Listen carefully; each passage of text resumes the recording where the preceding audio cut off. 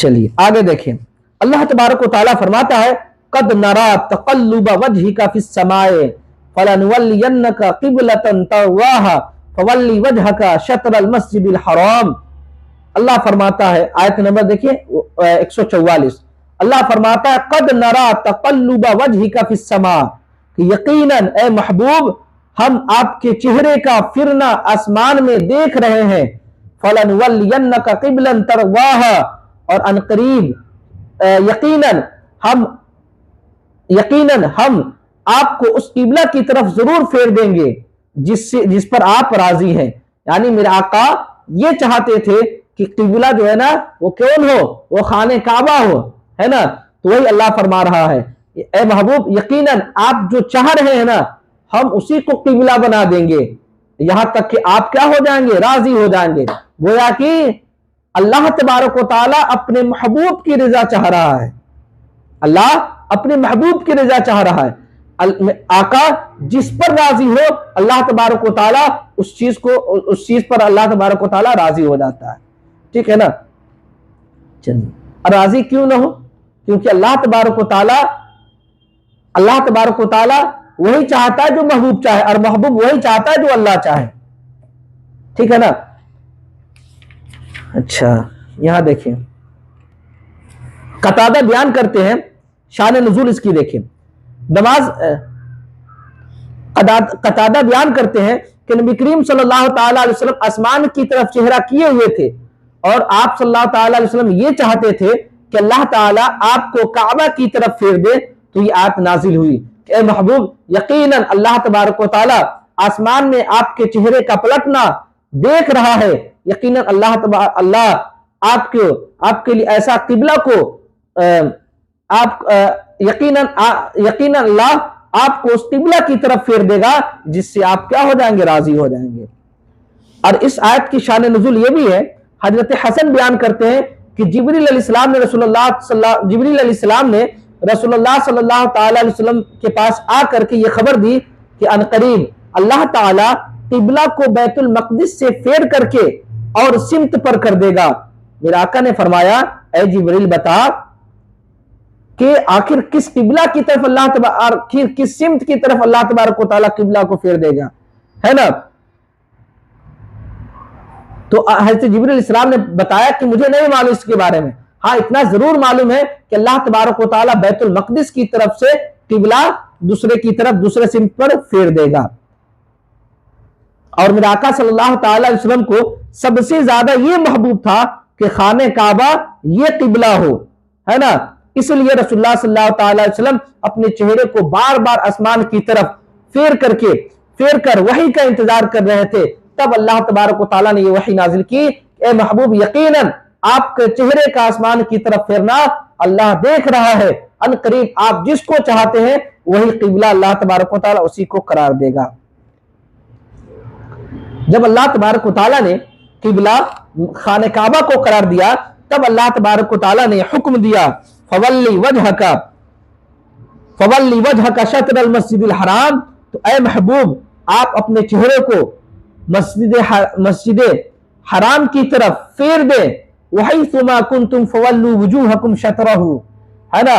اور اے مسلمانوں تم جہاں کہیں بھی ہو فَوَلُّوا وُجُوهَكُمْ شَطْرَهُ، کہ تم لوگ بھی اپنے چہرے کو اس کی طرف پھیر دو۔ اس سے پتہ کیا چلا، اللہ تبارک و تعالیٰ نے جب اپنے محبوب کو حکم دیا اے محبوب آپ جو ہے نا اپنے چہرے کو خانہ کعبہ کی طرف پھیر لے، اسی وقت اللہ تبارک و تعالیٰ نے لوگوں کو بھی حکم دیا اے لوگوں تم جہاں کہیں بھی ہو، اب تک تمہارا قبلہ بیت المقدس تھا لیکن اب تمہارا قبلہ خانہ کعبہ ہو گیا، اسی لیے تم جہاں کہیں بھی ہو تم اپنے چہرے کو رخ کو بیت اللہ یعنی خانہ کعبہ کی طرف کر لو۔ وَإِنَّ الَّذِينَ أُوتُوا الْكِتَابَ لَيَعْلَمُونَ أَنَّهُ الْحَقُّ مِنْ رَبِّهِمْ، اور بے شک یہ کتابی لوگ جانتے تھے کہ یہ حق ہے ان کے رب کی جانب سے۔ وَمَا اللَّهُ بِغَافِلٍ عَمَّا يَعْمَلُونَ، اور اللہ غافل نہیں اس چیز سے جو وہ لوگ کرتے ہیں، یعنی یہ یہودی جو کرتے ہیں نا اللہ تبارک و تعالیٰ اس سے غافل نہیں، اللہ ہر چیز دیکھ رہا ہے۔ اچھا یہاں دیکھیں علامہ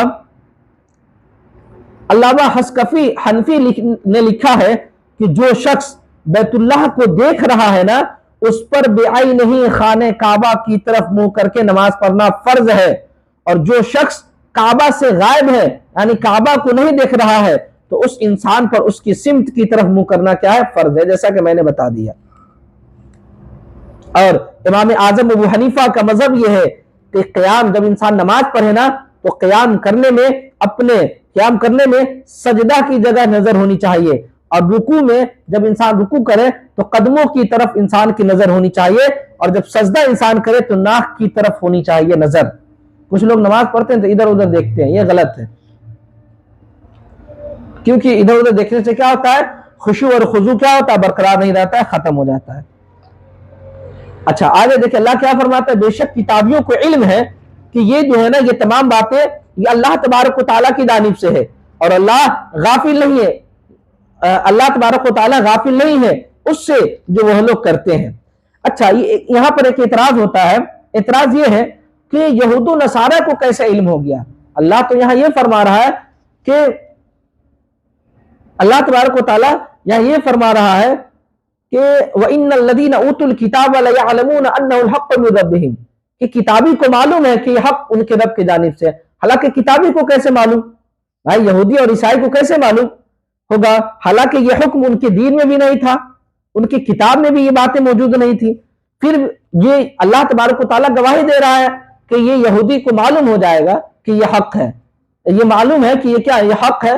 یہ آخر یہودیوں کو کیسے معلوم، عیسائیوں کو کیسے معلوم؟ دیکھیں اس کا جواب یہ ہے، کئی جواب ہمارے فقہا نے دیا ہے کہ دیکھیں اس کا جواب یہ ہے کہ انہوں نے اپنی کتاب سے یہ پڑھا تھا کہ ہمارے آقا صلی اللہ تعالی علیہ وسلم کیا یہ حق ہے، اور آپ صلی اللہ تعالی علیہ وسلم پر اللہ کی وحی کے سوا کوئی بات نہیں اترتی ہے نا، اور آپ وہی کہتے ہیں جو اللہ تبارک و تعالیٰ کی جانب سے وہی ہوتی ہے، لہٰذا اگر نبی کہہ رہے ہیں کہ یہ جو ہے نا قبلہ بیت اللہ ہو گیا، خانہ کعبہ ہو گیا، تو ہر انسان پر لازم ہے کہ وہ خانہ کعبہ کو اپنا قبلہ قرار دے۔ ان باتوں پر یقین عیسائیوں کو بھی تھا اور یہودیوں کو بھی تھا۔ دوسرا جواب یہ کہ دیکھیے انہوں نے اپنے دین سے یہ معلوم کیا تھا کہ دیکھیے قرآن کے کچھ احکام کیا ہوتے ہیں؟ منسوخ ہوتے ہیں، ہے نا۔ چنانچہ پہلے حکم رہا ہوگا کہ بیت المقدس، حالانکہ حکم نہیں تھا، میرا آقا کا طریقہ یہ تھا کہ وہ آپ بیت المقدس کی طرف نماز پڑھتے تھے، ان لوگ کو یہ تھا کہ حکم تھا پہلے بیت المقدس کی طرف، یہ سنت میرے آقا صلی اللہ علیہ وسلم کی ہے، پھر بعد میں جو ہے نا بیت اللہ ہو گیا تو یہ کیا ہو گیا؟ یہ منسوخ ہو گیا، اور یہ جو خانہ کعبہ کی طرف منہ کر کے نماز پڑھنے کا کہا گیا یہ کیا ہے؟ ناسخ ہے۔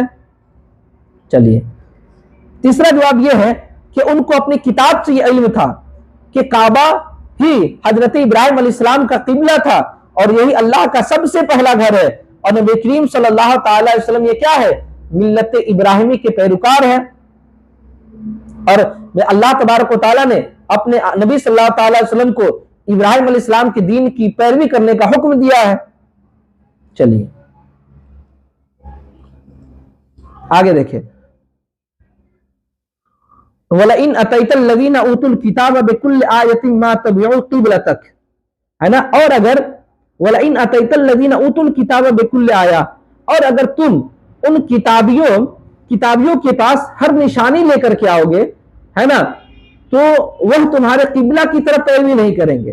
اے محبوب آپ اگر کتابیوں کے لیے کوئی نشانی بھی لے کر کے آئیں گے نا تو یہ تمام کتابی آپ پر ایمان نہیں لائیں گے، تو آپ کی وہ تمہارے قبلہ کی پیروی نہیں کریں گے۔ وما انت بتابعین قبلتہم، اور نہ تم ان کے قبلہ کی پیروی کرو گے۔ ظاہر سی بات ہے آپ اگر کوئی نشانی لے کر کے آئیں گے تو یہودی مانیں گے نہیں، اور یہودی جو بات کہے گا وہ میرے آقا صلی اللہ تعالی وسلم اس کو ایکسپٹ نہیں کریں گے، تو یہ اللہ تبارک و تعالیٰ فرما رہا ہے وَلَئِنْ أَتَيْتَ الَّذِينَ أُوتُوا الْكِتَابَ بِكُلِّ آيَةٍ مَا تَبِعُوا قِبْلَتَكَ، اور اگر تم ان کتابیوں کے پاس اگر کوئی نشانی لے کر کے آؤ، ہے نا، لے کر کے آؤ تو وہ تمہارے قبلہ کی پیروی نہیں کریں گے، اور نہ تم ان کے قبلہ کی پیروی کرو گے۔ وَمَا بَعْضُهُمْ بِتَابِعٍ قِبْلَةَ بَعْضٍ، اور وہ آپس میں بھی ایک دوسرے کے قبلہ کے تابع نہیں ہیں، یعنی وہ لوگ کچھ لوگ کہتے ہیں کہ نہیں ہمارا قبلہ یہ ہے، کچھ لوگ کہتے ہیں وہ ہے، یہ قرآن کہہ رہا ہے، یعنی ان میں کا کچھ جو ہے نا کہتا ہے کہ ہمارا قبلہ یہ ہے، کچھ کہتا ہے کہ ہمارا قبلہ یہ ہے، گویا کہ یہ لوگ خود اپنے کسی قبلہ پر یہ لوگ کیا متفق نہیں ہیں۔ وَلَئِنِ اتَّبَعْتَ أَهْوَاءَهُم مِّن بَعْدِ مَا جَاءَكَ مِنَ الْعِلْمِ، تو اگر تو ان کی خواہشات پر چلا بعد اس کے کہ تجھے علم ہو چکا، تو اِنَّكَ إِذًا لَّمِنَ الظَّالِمِينَ، تو اس وقت تو ضرور ستمگار ہوگا، یعنی ظالم ہوگا۔ یعنی علم کے بعد اگر کوئی انسان کوئی کام کرتا ہے تو وہ کیا ہے؟ غلط ہے، ظالم ہوگا وہ انسان، ہے نا۔ تو اس آیت سے پتہ کیا چلا کہ اگر اے محبوب اگر آپ ان کی خواہشات کی اتباع کریں گے، ہے نا، حالانکہ آپ کو معلوم ہے، تو آپ کیا ہوں گے؟ ظالم میں سے ہوں گے۔ اب یہاں پر دیکھیں وَلَئِنْ أَتَيْتَ الَّذِينَ ہے نا، اس سے خطاب ظاہر میں دیکھا جائے تو نبی صلی اللہ تعالی علیہ وسلم ہے، لیکن حقیقت میں دیکھا جائے تو اس سے خطاب کون ہے؟ امت محمدیہ ہے، یعنی عوام ہے، لوگ ہے، امت محمدیہ اس سے خطاب، مقصود کون ہے؟ امت محمدیہ ہے مراد، ہے نا، لیکن خطاب کس کو ہے؟ اللہ تبارک و تعالیٰ نے اپنے محبوب صلی اللہ تعالی علیہ وسلم کو دیا ہے۔ چلیے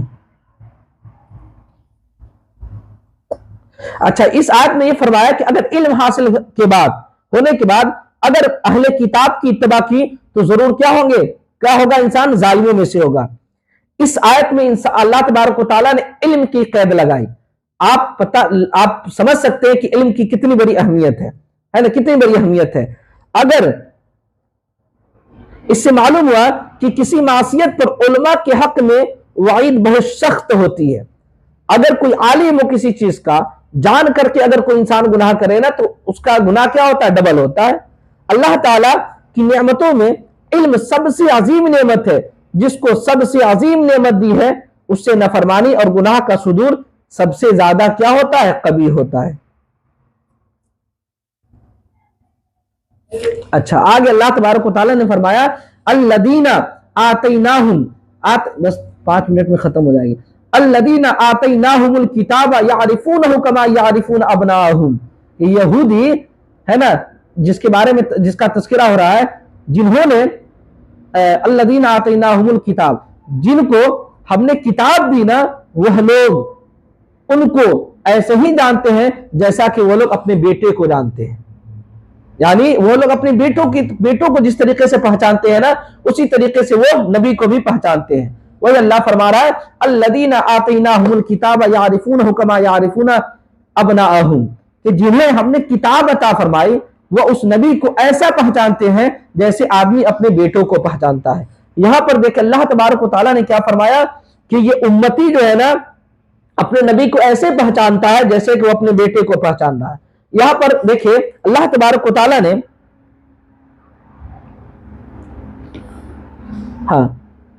اچھا یہاں پر ایک حدیث پاک دیکھ لیں۔